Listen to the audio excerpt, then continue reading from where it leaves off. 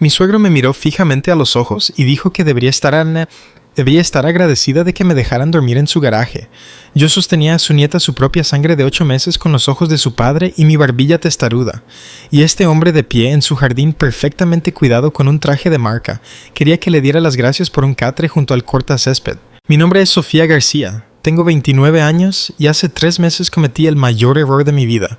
Me mudé a casa de mis suegros después de que mi marido Javier fuera destinado al Líbano. Cuando Javier me planteó la idea por primera vez sonaba casi razonable. Él se iba al extranjero durante 14 meses. Teníamos una bebé de 5 meses. Sus padres tenían esa casa enorme con 3 dormitorios vacíos. Su madre Pilar incluso lloró cuando nos lo ofreció. Dijo que quería ayudar.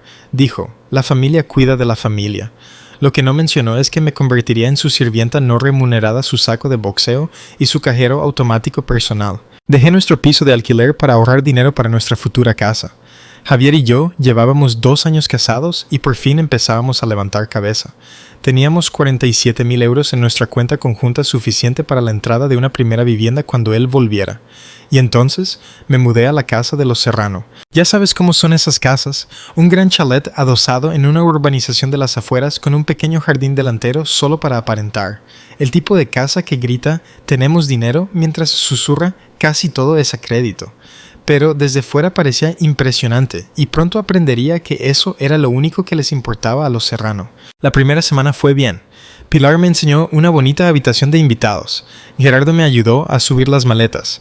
Beatriz, la hermana mayor de Javier, incluso trajo una tortilla de patatas. Pensé que quizás había sido demasiado dura en mis juicios privados. A la segunda semana, las cosas cambiaron. Pilar mencionó que la habitación de invitados en realidad estaba reservada para la visita de su hermana. Me importaría mudarme al altillo del garaje solo, temporalmente por supuesto. El espacio resultó ser un trastero sin terminar con un catre de camping y un calefactor eléctrico que calentaba tanto como la vela de un cumpleaños en plena Filomena. Estoy bastante segura de que podría haber guardado helado allí sin necesidad de congelador, pero me dije que era temporal. Luego me quitaron el coche. Bueno, me convencieron para que se lo dejaran ellos por seguridad. Pilar dijo que últimamente había robos en el barrio. Dijo que de todos modos no necesitaba conducir a ningún sitio, ya que lo tenía todo allí en casa. Y yo, agotada por las noches en vela con una bebé irritable, les entregué mis llaves como una idiota. No he conducido en 3 meses. Tampoco he tenido acceso a nuestra cuenta bancaria. Gerardo se las arregló para que lo añadieran a la cuenta y me daba una asignación semanal de 40 euros para mí y para la niña. ¿Has visto el precio de la leche de fórmula últimamente? Podría escribir una novela de terror solo sobre el coste de los pañales. Los pañales buenos, los que no le provocaban una dermatitis a Lucía, costaban unos 28 euros la caja. Eso me dejaba aproximadamente 12 euros para comida. Empecé a saltarme comidas para que a mi hija no le faltara de nada. Perdí 7 kilos que no me sobraban. Mi teléfono también lo pasaron a su plan familiar por comodidad, dijeron. Lo que no mencionaron es que podían ver todo lo que hacía. La única vez que intenté enviarle un correo a Javier contándole la verdad, Pilar lo encontró en el ordenador familiar y lo borró. Luego, como castigo, me quitó el privilegio de usar la lavadora. Pasé 2 semanas lavando la ropa de la bebé a mano en la pila con los nudillos agrietados y sangrando como una lavandera del siglo XIX. Hace 2 semanas Gerardo decidió que había que limpiar los canalones y decidió que yo debía ser quien lo hiciera. Sus palabras exactas fueron que tenía que ganarme el sustento. Así que subí aquella escalera destartalada, llegué a unos 5 metros de altura y toda la estructura se tambaleó. Intenté agarrarme al tejado, fallé y caí con todo mi peso sobre mi tobillo izquierdo. El dolor fue como un fogonazo blanco, como si me hubieran clavado un clavo ardiendo en el pie. Pilar me oyó gritar, miró mi tobillo que se hinchaba hasta alcanzar el tamaño de un pomelo y me dijo que caminara un poco, que eso se pasaba. Ni médico ni hielo solo, anda que eso no es nada.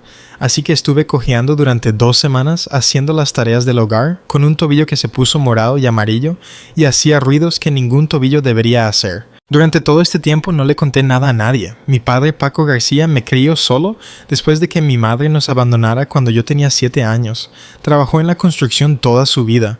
Construyó casas, edificios, me construyó a mí, me enseñó a ser fuerte e independiente, a no dejar que nadie me pisoteara. Y aquí estaba yo siendo aplastada contra el suelo.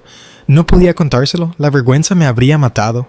Pero el viernes pasado, papá decidió conducir 300 kilómetros para darle una sorpresa a su nieta por su 8º cumplemes, apareció justo cuando yo cruzaba el césped cojeando con Lucía en una cadera y las bolsas de la compra en la otra mano. Había caminado 3 kilómetros de ida y 3 de vuelta al supermercado porque no tenía coche. Mi tobillo gritaba de dolor y mi padre lo vio todo. Observó cómo subía con dificultad por la rampa del garaje. Luego me preguntó dónde estaba mi coche. Le dije que su madre se lo había llevado, que tenía suerte de que me dejaran quedarme. El rostro de mi padre pasó por 7 emociones en 3 segundos: confusión, enfado, rabia, más rabia y finalmente, algo que me asustó más que todo lo demás, calma. Una calma absoluta, el tipo de calma que precede a la llegada de un huracán. Abrió la puerta de su furgoneta y pronunció 4 palabras que lo cambiaron todo. Sube al coche. Arreglamos esto. No sabía qué significaba eso, pero la mirada en sus ojos me dijo que los Serrano acababan de hacerse con un enemigo muy peligroso. Y Paco García no perdía batallas. Nunca. Mi padre nos llevó a un bar de carretera a 3 pueblos de distancia. Dijo que no quería que nadie fuera con el cuento a los Serrano. En ese momento pensé que estaba siendo paranoico. Más tarde me di cuenta de que estaba siendo estratégico. Todo lo que papá hizo a partir de ese instante fue estratégico. Aquel hombre llevaba 35 años en la construcción. Sabía cómo tratar con matones. Y los Serrano, me dijo, mientras tomábamos un café, estaban llevando a cabo una de las estafas más viejas del mundo. Esa noche se lo conté todo. Cada humillación, cada privilegio robado. Las palabras brotaban como agua de una tubería rota.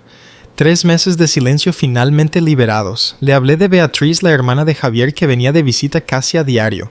No para ayudar, nunca para ayudar. Venía para informar a su madre de todo lo que yo hacía mal. Los platos no estaban lo suficientemente limpios. La niña lloraba demasiado. Yo no estaba lo suficientemente agradecida por todo lo que su generosa familia estaba haciendo por la pobrecita de mí. A Beatriz nunca le caí bien. Yo venía de una familia trabajadora. Mi padre trabajaba con las manos. En el mundo de Beatriz eso me hacía inferior. Papá escuchó sin interrumpir. Cuando le conté que Pilar vigilaba mis correos, sus nudillos se pusieron blancos. Cuando mencioné la escalera pensé que iba a volcar la mesa, pero solo asintió y me hizo una pregunta. ¿Qué más no le has contado a Javier? Fue entonces cuando me derrumbé porque no le había contado nada a Javier. En cada videollamada, sus padres estaban en la habitación escuchando, vigilando. Si intentaba escribirle algo real, me revisaban el teléfono. Estaba completamente aislada de mi propio marido, pero era peor que eso. Pilar llamaba a Javier regularmente desde su propio teléfono contándole con entusiasmo lo maravilloso que era todo, lo feliz que parecía Sofía, lo agradecida que estaba yo. Lo hacía sonar como si yo estuviera viviendo de maravilla, y Javier, atrapado en una base a miles de kilómetros de distancia, con un internet limitado y sin razón para dudar de sus propios padres, se creía cada palabra. Papá preguntó por la cuenta bancaria. Le dije que Gerardo lo gestionaba todo. Yo recibía mis 40 euros los lunes y eso era todo lo que veía de nuestro dinero. Papá me preguntó si todavía tenía acceso por internet. Le dije que creía que sí. Nunca lo había intentado desde que me mudé. Mi padre sonrió entonces, no una sonrisa feliz, el tipo de sonrisa que pone un jugador de ajedrez cuando ve el jaque mate a 3 movimientos de distancia. Dejó dinero en la mesa y dijo que nos íbamos a una copistería que abría toda la noche. Una copistería a las 11 de la noche es un lugar extraño. Había un tipo en bata haciendo fotocopias de algo que preferí no mirar, y estaba yo iniciando sesión en una cuenta bancaria que no había visto en 3 meses. Los números no cuadraban al principio. Deberíamos haber tenido alrededor de 47,000 euros. La paga de militar de Javier se había estado ingresando automáticamente. Debería haber más a estas alturas, no menos. Pero la pantalla mostraba 8,200 euros. Casi 39,000 euros se habían desvanecido. Papá acercó una silla y dijo que debíamos mirar el historial de transacciones. Imprimimos página tras página y la historia que contaban era horrible. Transferencias a Creaciones BASL, 15,000 euros en 3 meses. No tenía ni idea de qué era eso hasta que papá lo buscó y encontró la boutique de Instagram de Beatriz. Vendía aceites esenciales y bisutería barata a precios desorbitados, 0 clientes reales y al parecer 0 escrúpulos sobre de dónde venía su financiación. Retiradas de efectivo cada pocos días, grandes, 500 por aquí, 300 por allá. El patrón coincidía perfectamente con el estilo de vida de Pilar, sus 2 citas semanales en la peluquería, sus viajes de compras a tiendas en las que yo no podía permitirme ni entrar, sus comidas con las señoras de la parroquia donde todas fingían ser humildes mientras comparaban bolsos de diseño. Cuotas de un club de campo y matrículas de clases de pádel. Gerardo ni siquiera jugaba al pádel, pero le gustaba rodearse de gente que sí lo hacía. usando nuestro dinero para financiar su vida de fantasía. Y luego la tarjeta de crédito de Javier, cargos en restaurantes, facturas de bares, green fees de golf, todo local, todo reciente, todo imposible para un hombre destinado en el Líbano. Gerardo había estado usando la identidad de su propio hijo mientras su nuera pasaba hambre en su trastero. Mi padre dijo algo que nunca olvidaré. Se reclinó y dijo: «He visto las cuentas de la mafia con más disimulo que esto». No se equivocaba. Los Serrano ni siquiera se habían molestado en ocultarlo. Estaban tan seguros de que yo nunca lo comprobaría que habían dejado un rastro que un contable ciego podría seguir. Papá ya estaba al teléfono. Tenía una amiga, una abogada jubilada llamada María Torres, que le debía un favor. Iba a cobrárselo esa noche porque lo que los Serrano habían hecho no era solo cruel, era delictivo. Pero primero, necesitábamos contactar a Javier directamente sin que sus padres escucharan. María Torres apareció en la copistería a medianoche con unas zapatillas de estar por Casa Rosas y una sudadera. Parecía la abuela de alguien que viene a hornear galletas. No estaba allí para hornear galletas. A los 5 minutos de revisar nuestras impresiones, había identificado 3 delitos a los que los Serrano podrían enfrentarse: apropiación indebida, estafa, y el más gordo, usurpación de identidad. Usar la tarjeta de crédito de Javier sin permiso no era solo asqueroso, era un delito federal. Y el ejército se toma los delitos financieros contra sus miembros extremadamente en serio. María dijo que las consecuencias eran significativas, del tipo que te lleva a la cárcel. Pero teníamos un problema.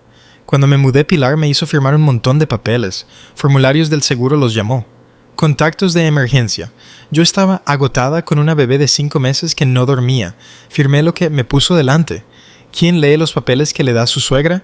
Uno de esos documentos era un poder notarial limitado que le daba a Gerardo autoridad sobre decisiones financieras. Así es como se había añadido a nuestra cuenta. Tenía mi firma en un papel.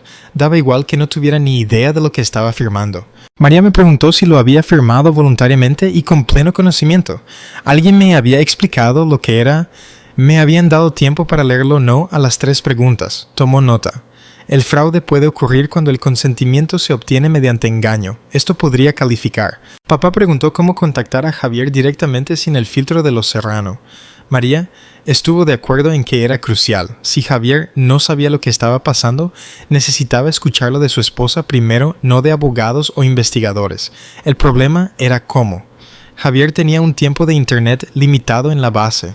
Todos los números que yo tenía de él, sus padres también los conocían. Si llamaba por los canales normales, Pilar se enteraría en cuestión de horas. Fue entonces cuando papá sacó su viejo teléfono de tapa. El hombre se niega a modernizarse. Dice que los smartphones son para gente que no tiene suficientes cosas en qué pensar. Pero esa noche su terquedad nos salvó. Buscó un nombre de hacía décadas. Sargento primero Ramón Ojeda, un compañero de la mili que ahora trabajaba en logística en bases por toda Europa, incluida la de Javier en el Líbano. Papá hizo la llamada allí mismo en la copistería. Eran más de las 6 de la mañana en el Líbano. Intercambiaron el tipo de saludos que intercambian los viejos soldados breves, llenos de tacos y extrañamente afectuosos. Luego papá se lo explicó todo. Se entregaría un mensaje. Javier llamaría a un número que sus padres no conocían. Podría tardar un día, pero sucedería. Salimos de la copistería con una carpeta llena de pruebas y algo que no había sentido en meses: esperanza. Pequeña y frágil, como una vela en un huracán, pero real. Papá nos llevó a un hostal de carretera. No uno de lujo del tipo donde la máquina de hielo lleva rota desde los 90, pero era cálido y no era la casa de los Serrano. Lucía se durmió inmediatamente en mis brazos. Los bebés sienten el estrés. Esa noche con mi padre vigilando junto a la ventana durmió más tranquilamente que en meses. Yo, sin embargo, no podía dormir. Me quedé allí repasando los números. 15,000 para la estafa de Beatriz, 8,000 en efectivo para Pilar. Miles más para la fantasía del club de campo de Gerardo, dinero que se suponía que era nuestra futura casa, la seguridad de nuestra hija, desaparecida. La llamada llegó a las 2 de la madrugada, número desconocido en el teléfono de tapa de papá. Cuando contesté, oí la voz que había estado echando de menos durante 3 meses. Javier sonaba confundido al principio. Había recibido un mensaje extraño de alguien que no conocía diciéndole que llamara a este número urgentemente. ¿Estaba todo bien? ¿Estaba bien Lucía? Empecé a llorar antes de poder contenerme. 3 meses de aguantar se desbordaron en una ola abrumadora. Y cuando finalmente pude respirar de nuevo se lo conté todo. Cuando terminé hubo un silencio. lo suficientemente largo como para pensar que se había cortado la llamada, lo suficientemente largo como para que una parte aterrorizada de mí se preguntara si creería a sus padres antes que a mí. Entonces Javier habló, 3 palabras que recompusieron mi corazón roto. Te creo, Sofía. Me creyó sin dudar, sin exigir pruebas, sin poner excusas por su familia. Creyó a su esposa. Javier tenía preguntas muchas. Luego me dijo lo que iba a hacer. A primera hora de la mañana iría a ver a su oficial al mando. La usurpación de identidad contra la esposa de un militar se tomaba muy en serio. Sus padres habían cometido delitos graves y Javier tenía la intención de asegurarse de que afrontaran las consecuencias. Pero eso no era todo. El 60 cumpleaños de su padre era el domingo. Toda la familia estaría allí. Vecinos, socios, amigos de la parroquia. Todos a los que los Serrano habían pasado años impresionando con su imagen de familia perfecta. ¿Y si, preguntó Javier, hago una videollamada sorpresa para felicitar a mi padre? ¿Y si esa llamada no va como Gerardo espera? Podía oír la ira fría en su voz. Esto ya no era solo por justicia, era por la exposición, por arrancar la máscara y mostrar a todos los verdaderos monstruos que había debajo. Le dije a Javier que lo amaba. Dijo que él también me amaba. Luego dijo algo que me hizo sonreír por primera vez en 3 meses. Mi padre está a punto de tener el peor cumpleaños de su vida. El sábado por la mañana se sintió diferente. El sol entraba por la ventana barata del hostal, como si el universo supiera que el equilibrio finalmente estaba cambiando. Lucía se despertó sonriendo, buscando mi cara con sus manitas completamente ajena a que su mamá estaba a punto de ir a la guerra. Papá ya estaba despierto. No estoy segura de que hubiera dormido. Había pasado la noche haciendo llamadas, coordinando lo que él llamaba la infraestructura de la justicia. Ese hombre se había pasado 35 años construyendo cosas. Ahora estaba construyendo algo diferente. Los Serrano no tenían ni idea de lo que habían despertado al meterse con la hija de Paco García. Javier también había estado ocupado. Llamó sobre las 6 de la mañana, justo después de reunirse con su comandante. Al ejército no le gusta la usurpación de identidad contra sus miembros. El comandante de Javier escuchó toda la historia con cara de pocos amigos y luego lo puso en contacto con la asesoría jurídica militar de inmediato.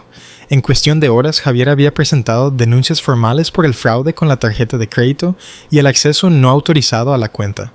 Las ruedas de la justicia militar estaban girando y una vez que empiezan, son muy difíciles de detener. Lo primero que hizo Javier fue congelar todas las cuentas, la de ahorros conjunta, la corriente, su tarjeta de crédito, todo.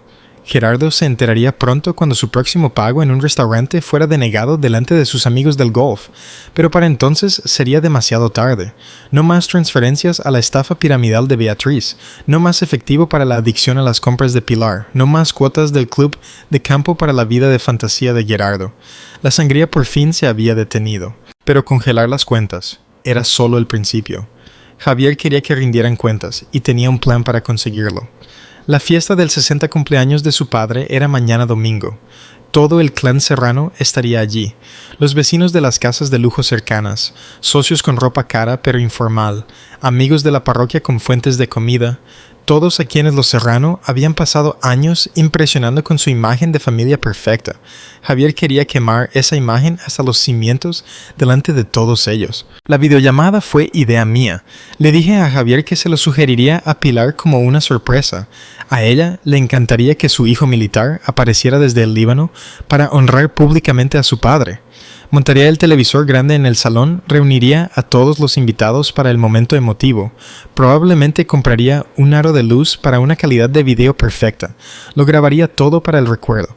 Pensaría en todo excepto en lo que Javier realmente iba a decir. María pasó por el hostal sobre el mediodía con novedades. Su amigo, el inspector Méndez, que había trabajado en delitos económicos durante 20 años antes de jubilarse, había revisado nuestras pruebas de manera informal.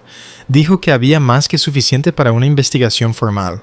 El poder notarial obtenido mediante engaño, las retiradas no autorizadas, la usurpación de identidad. No eran infracciones menores, eran delitos graves. Méndez no podía hacer detenciones basándose en una revisión informal, pero podía hacer algo casi tan valioso. Podía presentarse en la fiesta, hacer preguntas, poner a los Serrano muy nerviosos delante de toda la gente a la que habían pasado años impresionando. La investigación formal llevaría tiempo, pero el interrogatorio podía ocurrir de inmediato. Y que un inspector apareciera en el 60 cumpleaños de Gerardo con la placa visible preguntando por irregularidades financieras enviaría un mensaje más fuerte que cualquier orden de arresto. Papá coordinó los tiempos. Méndez llegaría unos 30 minutos después de iniciada la videollamada de Javier, justo cuando la verdad estuviera calando. Justo cuando Gerardo y Pilar estuvieran buscando desesperadamente explicaciones. Papá incluso practicó su cara de inocente en el espejo del hostal esa tarde.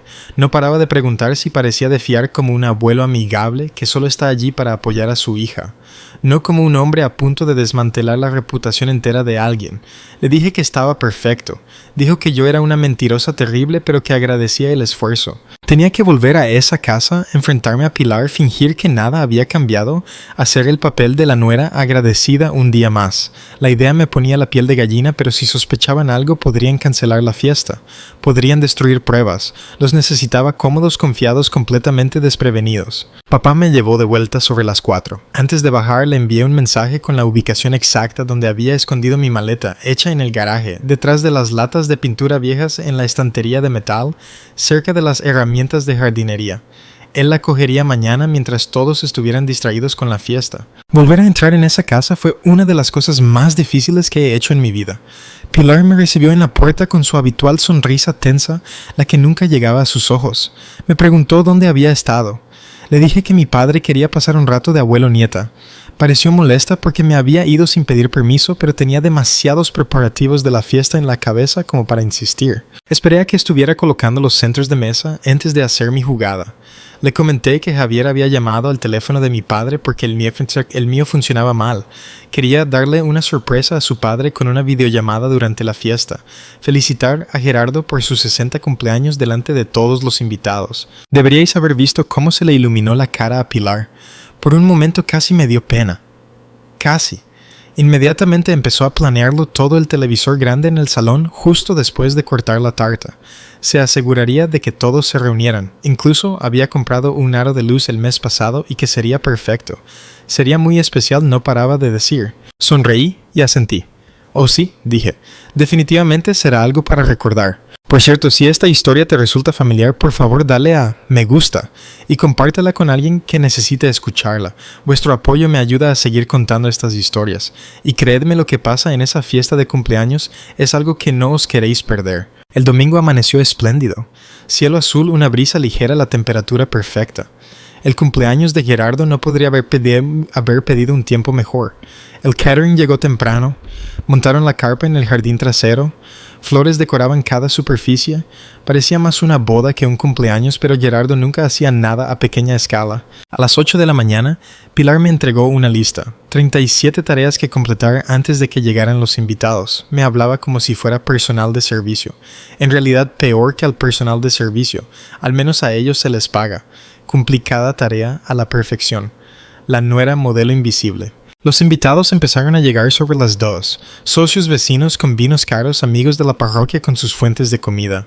Beatriz hizo su entrada con un conjunto que probablemente costaba más que todo mi armario, dando 2 besos al aire a sus padres como si no los hubiera visto hacía 2 días. Los observé a todos. Esa gente que me sonreía en Navidad mientras yo pasaba hambre en el garaje de sus amigos. Esa gente que se creyó las mentiras de Pilar sobre mi salud mental. En unas pocas horas lo sabrían todo. Gerardo presidía la reunión en el jardín, aceptando cumplidos por la fiesta, la casa subida de éxito. Se le veía tan confiado, tan seguro en el centro de su mundo perfecto. Me pregunté si más tarde recordaría este momento como la última vez que fue verdaderamente feliz. A las 4, Pilar anunció que era la hora de la videollamada. Todos debían reunirse en el salón. Su hijo militar iba a llamar desde el Líbano para felicitar a su padre. Iba a ser muy especial. En eso tenía razón. 53 personas se agolparon en el salón. Los conté. Contar me daba algo en lo que concentrarme, además de mi corazón desbocado. Los socios se colocaron delante ansiosos por ser vistos. Las señoras de la parroquia se agruparon junto al sofá. Los vecinos llenaron los huecos. Gerardo se situó en el centro del escenario, con la copa de champán en alto radiante como un hombre a punto de recibir una medalla que realmente mereciera. Pilar conectó la llamada con gran ceremonia. El televisor se llenó con el rostro de Javier. Llevaba su uniforme de gala, pareciendo en todo momento el orgulloso hijo militar. La sala estalló en aplausos. Alguien silbó. Gerardo levantó su copa aún más alto hacia la pantalla. Javier sonrió. Pero había algo extraño en esa sonrisa. Algo frío bajo la calidez. Probablemente fui la única que se dio cuenta. Yo sabía lo que venía. «Feliz cumpleaños, papá», dijo Javier. Su voz era tranquila, controlada. Me alegro de que estéis todos aquí porque tengo algunas cosas que decir. La sala se sumió en un silencio expectante. Todos esperaban un tributo sincero, un hijo elogiando a su maravilloso padre. No fue eso lo que pasó. Javier empezó con el dinero. Habló con claridad, sin emoción, exponiendo los hechos como un fiscal. 47,000 euros. Eso es lo que mi mujer y yo habíamos ahorrado para nuestro futuro, para nuestra primera casa, para la seguridad de nuestra hija. 8,200 euros. Eso es lo que queda. Alguien en esta sala ha robado casi 39,000 euros a mi familia mientras yo servía a mi país en el extranjero. La sala enmudeció por completo. La sonrisa de Gerardo se congeló en su rostro. Pilar parecía haberse tragado algo podrido. 15,000 euros fueron a parar a Creaciones BASL, continuó Javier. Esa es la empresa de Beatriz, papá. La que vende bisutería en Instagram, la que al parecer necesitaba mi dinero para sobrevivir. Todas las cabezas en la sala se giraron hacia Beatriz. Se había puesto pálida bajo su caro maquillaje. Su boca se abría y cerraba como la de un pez fuera del agua. Buscó con la mirada a sus padres en busca de rescate. Nadie acudió. 8,000 euros en retiradas de efectivo, dijo Javier, que coinciden perfectamente con los hábitos de gasto de mamá. Sus citas en la peluquería, sus viajes de compras, sus comidas con todas vosotras encantadoras señoras de la parroquia. Las señoras de la parroquia se revolvieron incómodas. Algunas parecían horrorizadas, la mayoría simplemente fascinadas, de la misma manera que la gente no puede apartar la vista de un accidente de coche. Los socios de Gerardo intercambiaban miradas haciendo cálculos mentales. Si le había robado a su propio hijo, ¿qué no les haría a ellos? Pero Javier no había terminado. También está mi tarjeta de crédito, la que nunca le he dado permiso a nadie para usar. Alguien ha estado cargando comidas en restaurantes, green fees de golf, facturas de bares. Todo aquí en la zona mientras yo he estado destinado en el Líbano. Sus ojos encontraron a Gerardo a través de la cámara. Papá, ¿quieres explicar cómo es eso posible? La cara de Gerardo se había transformado. De la confianza a la confusión al enfado y a algo que nunca le había visto antes. Miedo. Miedo de verdad. Abrió la boca probablemente para inventar alguna mentira. Nunca tuvo la oportunidad. Sonó el timbre. Pilar, funcionando en piloto automático de anfitriona, fue a abrir. El inspector Méndez estaba en el porche con la placa visible. Se disculpó por interrumpir la fiesta. Dijo que estaba investigando una denuncia por irregularidades financieras. Tenía algunas preguntas para Gerardo y Pilar. Solo tardaría unos minutos a menos que prefirieran continuar la conversación en comisaría. El salón estalló. Los socios de Gerardo recordaron de repente citas urgentes. Las señoras de la parroquia susurraban frenéticamente. Los vecinos se retiraban hacia las salidas no queriendo que sus nombres se asociaran con lo que fuera que estaba pasando. Pero todos se quedaron helados cuando la voz de Javier se abrió paso. No he terminado. 53 personas dejaron de moverse. El inspector se quedó en el umbral observando. Javier les habló de mí. Del trastero del catre junto al cortacésped, de los 40 euros que se suponía que debían alimentar a 2 personas del coche que me quitaron del teléfono vigilado de los correos electrónicos borrados. Les habló de la escalera y de mi tobillo, de que me dijeran que caminara para curar una lesión que podría haber sido una fractura. Y les habló de las mentiras de las historias que Pilar difundió sobre mi salud mental, de los susurros, de que yo era inestable, de que no se me podía confiar a mi propia hija. La campaña diseñada para destruir mi reputación para que si alguna vez hablaba nadie me creyera. Vi cómo cambiaban las caras por toda la sala. Las señoras de la parroquia que habían creído a Pilar que probablemente habían difundido esas historias, ellas mismas parecían asqueadas. Los vecinos que me habían visto cojear y nunca ofrecieron ayuda no podían mirarme a los ojos. Todos habían sido engañados. Todos habían desempeñado su papel sin saberlo. Pilar intentó interrumpir, lo llamó mentiras malentendidos, una chica con problemas inventando historias, pero su voz temblaba, su perfecta compostura se estaba resquebrajando, nadie la miraba ya con simpatía, la miraban como si nunca la hubieran visto de verdad. Gerardo intentó otra táctica. Se giró hacia sus socios, lo llamó un asunto familiar que se había ido de las manos. Dijo que podían arreglarlo en privado. Uno de los socios, un hombre de pelo plateado llamado Guillermo, hizo una pregunta sencilla. ¿Usaste la tarjeta de crédito de tu hijo Gerardo? Gerardo no respondió. Su silencio lo dijo todo. El inspector Méndez sugirió que Gerardo y Pilar fueran a comisaría voluntariamente, a responder unas preguntas, a aclarar estos malentendidos. Javier habló por última vez. Me miró a través de la cámara. Sofía, coge a nuestra hija y vete con tu padre. Volveré a casa tan pronto como pueda. Os quiero a las 2. Luego miró a sus padres, las personas que lo criaron, las personas que le habían robado, maltratado a su esposa y mentido en su cara durante 3 meses. No se despidió. No le deseó a su padre un feliz cumpleaños, simplemente terminó la llamada. La pantalla se quedó en negro, y el mundo perfecto de Gerardo se quedó en negro con ella. Caminé hacia la puerta donde papá me esperaba. Tenía mi maleta de detrás de las latas de pintura. La silla de look de Lucía estaba lista en su furgoneta. Pilar me agarró del brazo al pasar. Sus uñas se clavaron en mi piel. Siseo que me arrepentiría de esto, que tenía abogados, contactos, gente que le debía favores. Miré su mano en mi brazo, luego su cara. Esta mujer que había convertido mi vida en una pesadilla durante 3 meses, que sonreía mientras me robaba el dinero, me mataba de hambre, me congelaba y me aislaba de todos los que me querían. Le sonreí una sonrisa de verdad, la primera genuina que había esbozado en esa casa. Luego dije 4 palabras con las que había soñado durante meses: no te tengo miedo. Me solté y salí a la luz del sol. Detrás de mí, el inspector Méndez comenzaba su interrogatorio. Gerardo tartamudeaba. La voz de Pilar subía de tono presa del pánico mientras todo se desmoronaba a su alrededor. No miré atrás ni una sola vez. Subí a la furgoneta de papá, abroché a Lucía en su silla y observé cómo la casa de los Serrano desaparecía en el espejo retrovisor.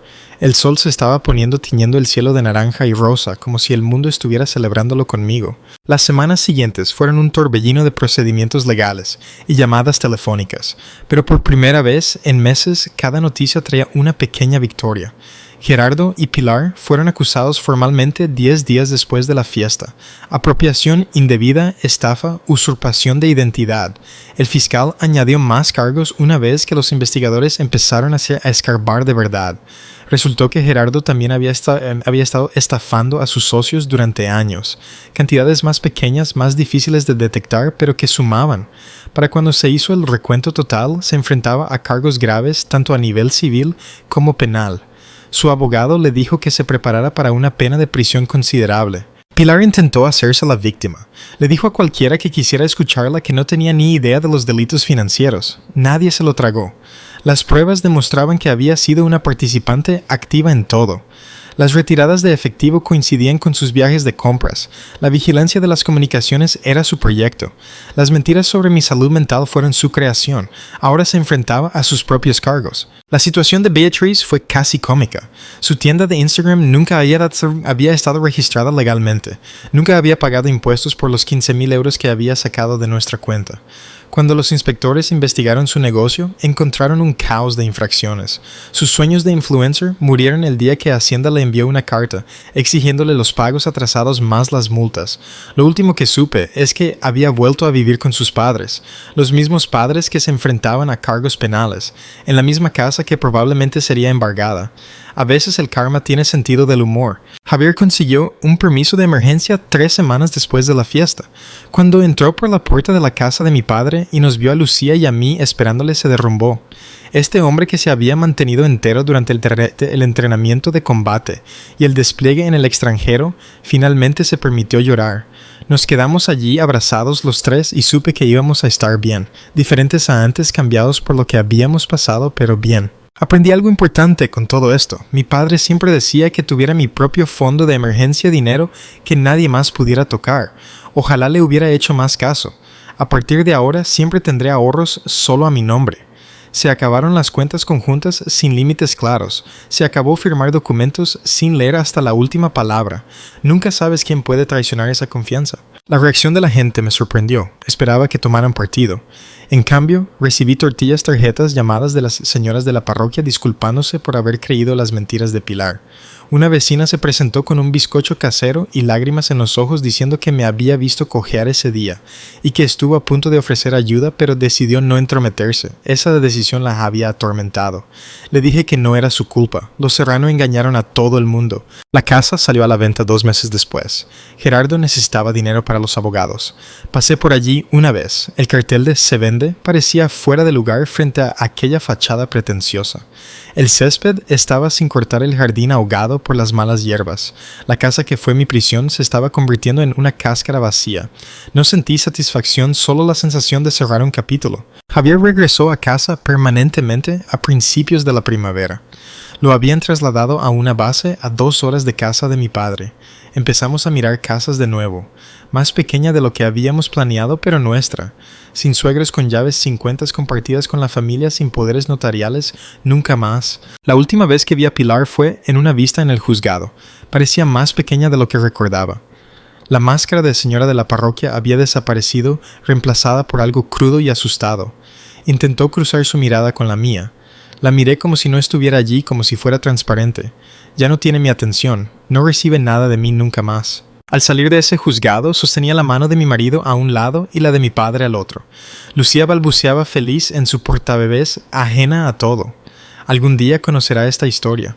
Le contaré que su madre fue valiente incluso cuando no se sentía valiente, que su abuelo condujo 300 kilómetros porque algo no le cuadraba, que su padre creyó a su esposa cuando era lo más importante. Y le contaré la lección más importante. No necesitas permiso para defenderte. No necesitas aprobación para exigir respeto. Cualquiera que intente arrebatarte tu dignidad no merece un lugar en tu vida. Ni siquiera la familia, especialmente la familia que te haría daño. Algunas personas confunden la amabilidad con la debilidad. Los Serrano cometieron ese error. Pensaron que como era educada, como no me defendí de inmediato, podían hacer lo que quisieran. Aprendieron por las malas. Cuando te metes con un García, más vale que estés preparado para las consecuencias. La familia protege a la familia. Siempre. Muchas gracias por escuchar. Mis historias más emocionantes ya están en tu pantalla. Haz clic en una ahora y no te pierdas la mejor parte. Te encantará. Nos vemos en la próxima.